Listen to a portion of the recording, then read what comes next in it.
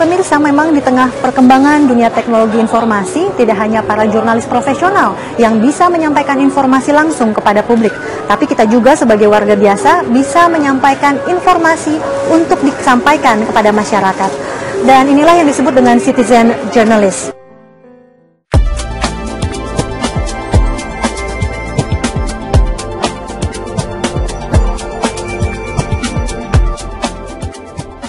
Citizen Journalism, sebuah genre baru dalam jagat pemberitaan. Pola penyajian informasi yang berbasis pada partisipasi publik, mewartakan apa yang menjadi kebutuhan publik dan dilakukan secara mandiri oleh warga. Sehingga informasi sampai ke publik memiliki kecepatan, akurasi, serta keunikan yang berbeda dengan media profesional. Jurnalisme warga ini memiliki mata rantai jaringan tidak hanya nasional, melainkan global. Melalui jaringan sosial di dunia maya, informasi mengenai peristiwa seperti bencana alam, kecelakaan, kelaparan, dan lain sebagainya dengan mudah dan cepat dapat diterima untuk kemudian direspon oleh semua warga untuk dicarikan jalan keluarnya. Sudah hadir bersama saya pada saat ini narasumber yaitu Bapak Wilson Lalengke selaku Ketua Umum Persatuan Pewarta Warga Indonesia. Terima kasih atas kehadirannya. Nah, kalau yang menjadi latar belakang tumbuh dan berkembangnya citizen journalism ini apa nih, Pak Wilson? Saya kira ini merupakan hal yang alami saja, natural, karena manusia di dunia ini kan butuh komunikasi, ya, mengkomunikasikan segala sesuatu yang ada dalam pikirannya, dalam hatinya, harapan-harapannya, dan sebagainya. Nah, ketika kita bicara jurnalistik, tentu ada media di sana. Disinilah sebenarnya peran di masa lalu lebih banyak katakan didominasi oleh wartawan profesional. Tapi sebenarnya juga masyarakat umum bisa melakukan hal itu, terutama karena sekarang ditunjang oleh teknologi. Nah, teknologi ini membuka ruang seluas-luasnya buat publik untuk mengkomunikasikan apa yang ada di dalam pikirannya itu kepada orang lain menggunakan media. Oke, Pak Wilson, bagaimana sih dampak dari citizen journalism ini terhadap social movement atau pergerakan sosial di negeri ini sendiri? Bagaimana? Saya kira satu contoh yang bisa kita ambil adalah ketika gerakan reformasi di tahun 1996, 97, 98 itu saya yakin itu digerakkan oleh citizen jurnalis. Saya ingat sekali pada saat itu saya masih di kampus yang ngambil S1 dan waktu itu saya belum bisa internetan, belum bisa emailan. Informasi tidak seperti sekarang. Iya, banyak sekali beredar. Itu print out dari email dari kawan-kawan, dari mailing list dan sebagainya. Jadi walaupun kita sebenarnya melihat itu sebagai gerakan mahasiswa, sebenarnya justru yang mendorong di situ adalah jurnalisme itu sendiri yang dilakukan oleh masyarakat, di mana mereka berbagi informasi entah benar atau tidak informasi itu, tapi yang jelas sistem berbagi informasi itu telah melakukan memberikan perubahan yang sangat besar pada negeri ini. Saya yakin bahwa kalau itu tidak terjadi waktu itu, tidak ada citizen jurnalis, yang mungkin perubahannya akan terjadi tapi lambat. Lalu bagaimana dengan upaya memenuhi standar akurasi yang memang diharuskan kan dalam suatu produk berita? Bagaimana warga bisa memenuhi akurasi tadi? Mereka kan bukan jurnalis profesional, katakanlah begitu, Pak Wilson. Jadi kita berprinsip bahwa berita yang disampaikan oleh wartawan profesional tentu akan agak berbeda dengan apa yang disampaikan oleh citizen jurnalis. Karena yang disampaikan oleh wartawan profesional itu sudah memenuhi paling tidak kaidah-kaidah jurnalistik seperti 5W+1H. Kita juga mendorong citizen jurnalis untuk melakukan hal yang sama. Tetapi bukan sebuah kewajiban buat mereka, karena mereka punya profesi yang lain. Nah, dari organisasi yang Anda pimpin sendiri, bagaimana fungsinya itu? Itulah sebenarnya kita ingin atau sekarang kita membentuk wadah ini, PPWI, Persatuan Pewarta Warga Indonesia, untuk melakukan upaya-upaya. Pertama adalah mendorong gerakan ini, gerakan citizen jurnalis menjadi sebuah kebutuhan lah buat masyarakat. Animonya sendiri ruang kosong untuk mengisi ruang kosong di pemberitaan. Animonya saya kira sangat tinggi, mengisi ruang kosong yang masih katakanlah terlalaikan oleh wartawan profesional karena begitu padatnya informasi yang akan disampaikan.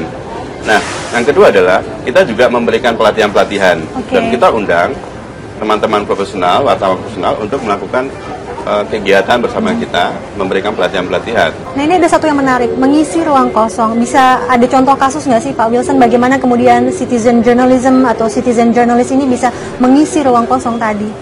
Saya kira banyak sekali, ya, karena wartawan profesional itu kan dalam sisi jumlah tentu jauh lebih sedikit dibandingkan dengan citizen jurnalis yang masyarakat umum. Ya. Nah, dengan padatnya pekerjaan mereka, tentu banyak sekali ruang kosongnya yang tidak terisi. Itu yang pertama. Yang kedua dari sisi fokus berita. Biasanya, atau saya kira memang itu sudah menjadi kaidah umum bagi wartawan profesional, dia akan fokus pada satu titik tertentu. Sementara ruang-ruang kosong yang lain itu tidak terisi. Sehingga informasi itu akhirnya justru saya mengatakan bahwa di media mainstream justru lebih banyak biasnya daripada kalau diisi tidak ada ruang-ruang kepentingan juga ya? Ya, karena ada kepentingan-kepentingan di dalamnya. Tapi saya senang sekali bahwa kita diberi ruang oleh teman-teman profesional seperti Mas Imam ini untuk bekerja di bidang itu. Tapi contoh satu, mungkin salah satu contoh. Kalau kasus di Mumbai misalnya, pada saat ada teroris di situ, ya, siapa yang akan memberikan berita kepada wartawan? Kalau bukan orang dari dalam itu sendiri, yang betul-betul ada di sana, terperangkap di sana, dan seterusnya. Mereka bukan wartawan profesional, mereka adalah masyarakat biasa. Tapi karena informasi itu, betul. Setidaknya itu akan menjadi pemicu awal untuk sebuah informasi yang lebih luas dan lebih menggema. Oke, Pak Wilson, ada mungkin yang perlu di-share atau disampaikan kepada pemirsa di sini. Apa sih yang harus dimiliki atau apa yang harus dilakukan oleh seorang warga untuk menilai berita atau bobot berita sebelum dia kemudian menyampaikannya kepada masyarakat luas? Oh ya, aspek apa aja gitu loh Pak? PPWI senantiasa mendorong masyarakat untuk memberikan informasi dan berita kepada sesama warga. Namun demikian, informasi seperti apa yang kita inginkan adalah lebih kepada pemberitaan positif atau ya jurnalisme positif ya. Good news ya? Ya, good news. Artinya good news is good news ya. Bukan good news is good news ya Pak? Juga bukan good news ya. Artinya kalau kemacetan terus-menerus yang kita sampaikan kepada masyarakat, dan itu menjadi sebuah beban pikiran dan psikologis, akhirnya tapi tidak ada dorongan ya. Tapi akan menjadi dorongan. Betul, betul. Justru mungkin kita harus merubahnya menjadi sebuah pemberitaan bahwa ini kemacetan harus ada solusi-solusi. Barangkali memang solusi itu yang harus kita sharing sekarang. Bukan lagi kemacetannya.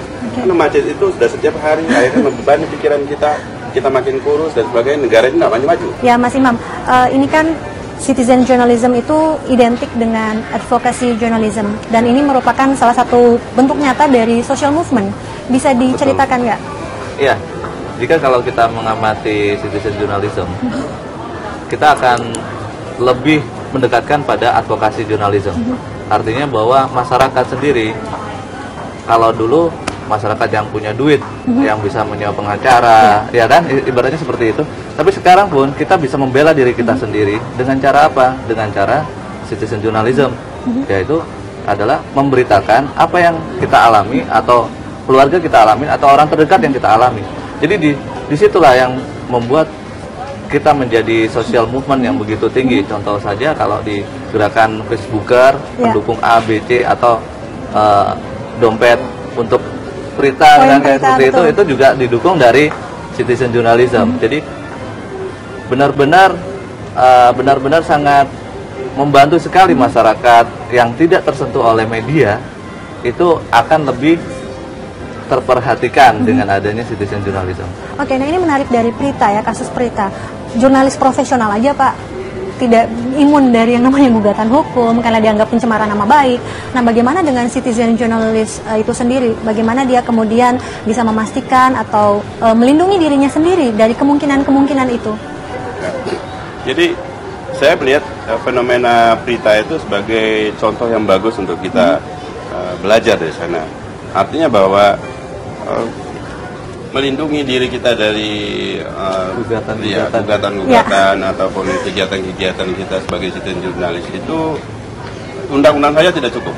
Betul sekali. Tetapi justru dari warga masyarakat itu sendiri yang punya kesadaran moral, yang punya nilai-nilai moral, yang benar-benar bisa dijunjung tinggi untuk membantu, untuk mengadvokasi diri mereka sendiri dan teman-teman sekitar mereka. Nah, kalau itu dilakukan secara massal, seperti yang terjadi kemarin dari dunia maya ke dunia jalanan, atau kumpul di HI dan sebagainya, itu kelihatannya tidak ada suatu kekuatan pun yang bisa melakukan menahan itu semua. Dan undang-undang kita sebenarnya sudah cukup bagus untuk advokasi mereka. Jadi masyarakat yang bergerak ya? Ya, terutama dari undang-undang dasar kita yang memang sudah menggariskan di sana pasal 28 E dan F itu kalau dibaca secara detail, itu sangat jelas memberikan ruang kepada seluruh warga masyarakat untuk melakukan apa yang dilakukan oleh wartawan profesional, seperti mengumpulkan, mencari, mengumpulkan, dan mengolah informasi dan mempublikasikan. Nah ini kan sudah ada wadah nih bagi para citizen journalist yang Anda ketuai organisasinya, Persatuan Pewarta Warga Indonesia. Sudah pernah nggak sih Pak ada semacam pelatihan ataupun training kepada warga yang memiliki minat besar terhadap citizen journalist ini? Ya, sudah banyak kali pelatihan yang kita lakukan karena memang ini menjadi program utama kita di PPWI, ya ini mengedukasi seperti yang dikatakan oleh Mas Imam. Ya, artinya bahwa kita tidak hanya menyampaikan ke masyarakat, ayo menjadi citizen jurnalis, tapi ketika masyarakat bertanya, saya ini bukan orang yang bisa menulis seperti Mas Imam lakukan. Ya, betul. Tetapi itu kan bisa dipelajari. Ya, setidaknya Anda sudah tamat SD, sudah bisa menulis. Mari kita sama-sama belajar. Pakai handphone juga, ya, bisa moto dan mungkin pakai handycam juga. Ya. Nah, untuk melatih mereka tentu kita laksanakan kegiatan-kegiatan jurnalistik, pelatihan-pelatihan. Sudah beberapa kali kita laksanakan bersama berbagai pihak. Dengan Depdiknas kita sudah laksanakan tahun lalu, kemudian dengan TNI Angkatan Darat juga, dengan Dispena pastinya, dengan swasta, dengan kampus-kampus, dengan organisasi-organisasi kita di daerah, karena kita sudah punya pengurus cabang dan pengurus daerah. Oh, itu sejak kapan sih Pak? Organisasinya sendiri itu? Daerah sekarang. Sudah sejak kapan ada? Akhir 2007 kita dirikan organisasi ini. Dan menyinggung soal tadi tips, saya kira kalau misalnya citizen jurnalis itu melaksanakan tugas 5W sampai 1H, saya kira dia akan terbebas dari berbagai tuduhan, karena hanya menyampaikan siapa melakukan apa. Ya, fakta ya. Ya, di mana, tanpa ada opini, kapan, kan ya. Ya. Dan jauh lebih tidak berkepentingan. Betul. Gitu ya terhadap sebuah isu. Ya. Mengapa itu bisa terjadi dan bagaimana itu hal itu, kejadian itu terjadi. Sayang sekali ini waktu yang kita miliki terbatas. Sebetulnya masih ada lagi yang perlu kita bahas, tapi keterbatasan waktu membuat diskusi pada kesempatan kali ini harus kita akhiri. Terima kasih atas kehadirannya. Dan pemirsa, memang citizen journalist harusnya bisa memacu atau memicu para jurnalis profesional untuk bisa lebih menyampaikan berita ataupun informasi dengan lebih cepat, dalam, dan juga akurat. Saya Inka Prawilasa undur diri. Terima kasih atas perhatian Anda. Sampai jumpa.